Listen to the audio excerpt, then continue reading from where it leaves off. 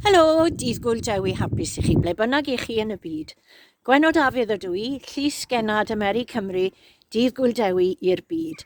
Ac heddiw wi yn Dewi, ac fel chi'n gallu gweld, tu ôl i fi mae eglwys gadeiriol ysblennydd Dewi.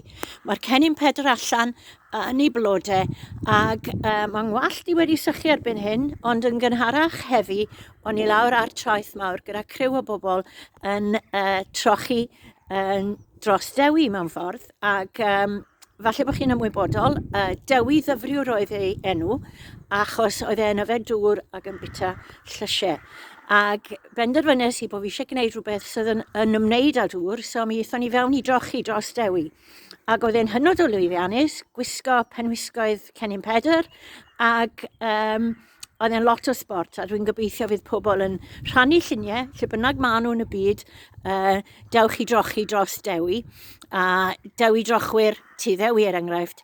Ac lawr yn yr eglwys gadeiriol yn fyna, mae gennych chi baner Sir Benfro, ac fe fydd hi eleni yn cael ei gorymdeithio trwy strydoedd hwlffordd i ddathlu ein nawddant.